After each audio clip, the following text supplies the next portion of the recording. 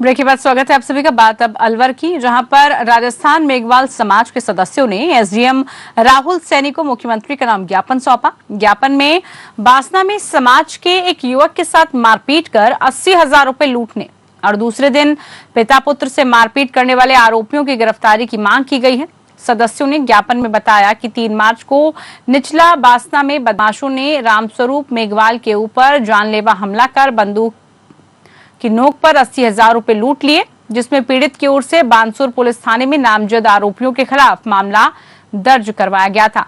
वहीं दूसरे दिन पिता पुत्र को बानसूर आते समय आरोपियों ने गाड़ी को रोककर जमकर मारपीट की थी, जिसमें पुलिस की ओर से आज तक भी आरोपियों को गिरफ्तार नहीं किया गया है और आरोपी खुलेआम जान से मारने की धमकी देते घूम रहे हैं। वहीं समाज के लोगों ने चेतावनी देते हुए कहा कि यदि आरोपियों को 2 दिन के अंदर गिरफ्तार नहीं किया गया तो राजस्थान मेघवाल समाज की ओर से 10 मार्च से एसडीएम कार्यालय पर अनिश्चितकालीन शांतिपूर्वक धरना दिया जाएगा। वहीं उन्होंने कहा कि यदि इसमें कोई अप्रिय घटना घटती है तो उसका जिम्मेदार शासन और प्रशासन होगा। इस दौरान ब्लॉक अध्यक्ष रतन लाल सुटवाल, मनोज जुली, संजय डुमालिया समेत सैकड़ों की संख्या में समाज के लोग वहां मौजूद रहे।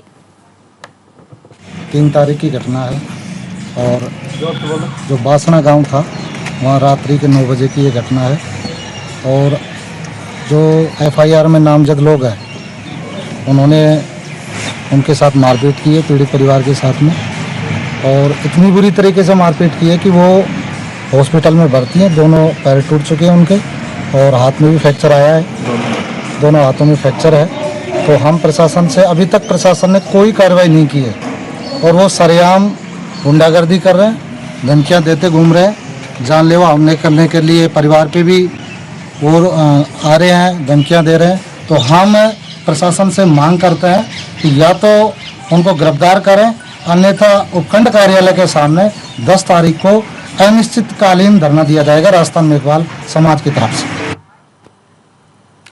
खबर टोंक से है, जहां पर सीमेंट का पिलर से दबकर 2 भाई बहनों की दर्दनाक मौत हो गई। दोनों बच्चे खेल खेल में पिलर पर झूला बनाकर झूल रहे थे। इस बीच एक पिलर भरभरा कर गिर गया, जिसमें एक 4 साल के मासूम बच्चे की मौत हो गई, जबकि उसकी बड़ी बहन ने इलाज के दौरान दम तोड़ दिया। जानकारी के मुताबिक उज्जैन निवासी ऋतिक नाथ अपने परिवार के साथ तेली समाज की धर्मशाला में अस्थायी रूप से रह रहा था।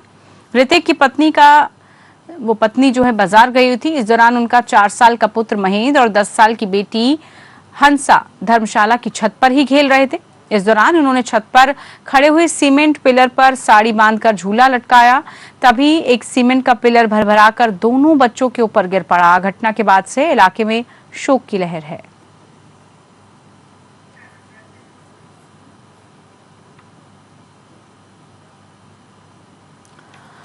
अलवर के बानसूर में 2 अलग अलग सड़क हादसों में एक व्यक्ति की मौत हो गई, जबकि दूसरा गंभीर रूप से घायल बताया गया। रूटी बैंक एम्बुलेंस संचालक आरसी यादव ने बताया कि पहला सड़क हादसा नारायणपुर रोड पर कृष्ण वाटिका के सामने हुआ, जहां अज्ञात वाहन ने बाइक को टक्कर मार दी, जिससे गिरोड़ी के रहने वाले बाइक सवार महेश कुमार की मौके पर ही मौत हो गई। सूचना के बाद बानसूर पुलिस और रोटी बैंक एम्बुलेंस मौके पर पहुंची। मृतक के शव को मोर्चरी में रखवाया गया, जबकि दूसरा सड़क हादसा स्वामी विवेकानंद राजकीय मॉडल विश्वविद्यालय के सामने हुआ, जहां बाइक सवार को अज्ञात वाहन ने टक्कर मार दी, जिससे बाइक सवार गंभीर रूप से घायल हो गया। घायल को उपजिला अस्पताल में लाया गया, जहां डॉक्टरों ने प्राथमिक उपचार के बाद घायल को भर्ती करके उसका इलाज किया। मृतक का पोस्टमार्टम कर शव परिजनों को सुपुर्द कर दिया गया है। पुलिस पूरे मामले की जांच पड़ताल में जुटी है।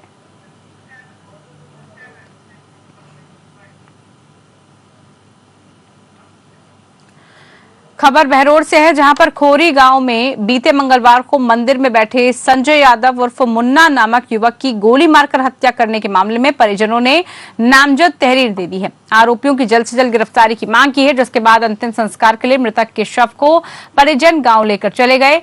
भिवाड़ी एसपी अनिल बेनीवाल ने बताया कि मंगलवार की शाम को धुलेड़ी के दिन खोहरी गांव में मंदिर में बैठे मुन्ना यादव नाम के युवक की गोली मारकर हत्या कर दी गई थी। मामले में एफआईआर दर्ज कर जांच की जा रही है। पुलिस की टीमें जगह जगह दबिश दे रही हैं ताकि आरोपी जल्द से जल्द गिरफ्तार किया जा सके।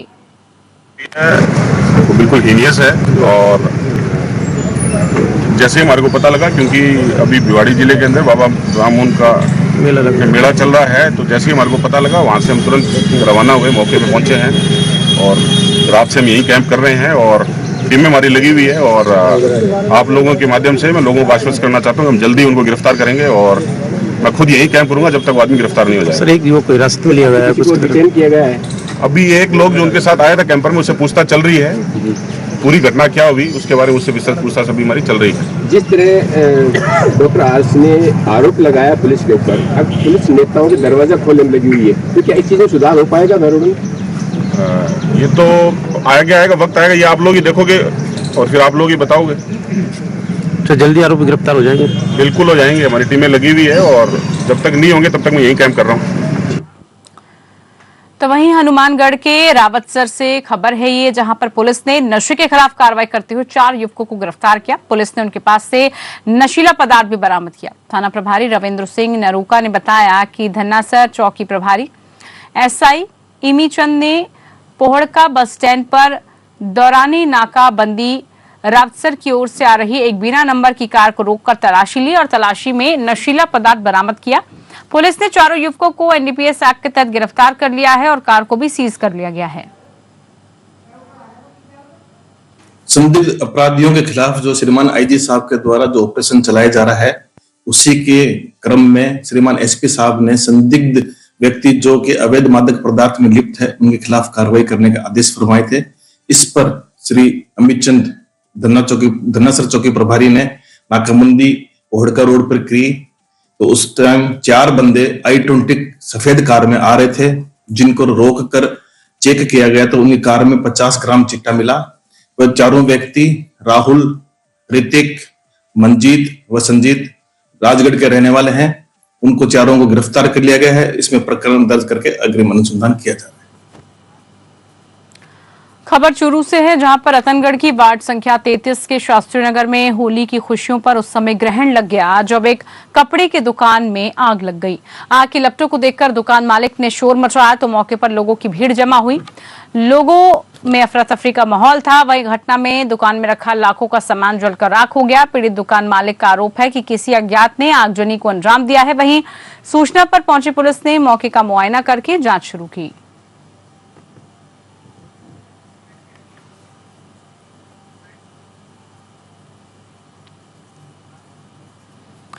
तो वहीं उदयपुर जिले के मेनार गांव में होली के त्योहार पर एक अनोखी परंपरा निभाई जाती है। बीते 450 वर्षों में इस गांव में धुलंडी के अगले दिन बारूद से होली खेली जाती है। इस दिन मेनार गांव में हजारों लोग इकट्ठे होते हैं और रात भर बंदूकें बारूद उगलती है।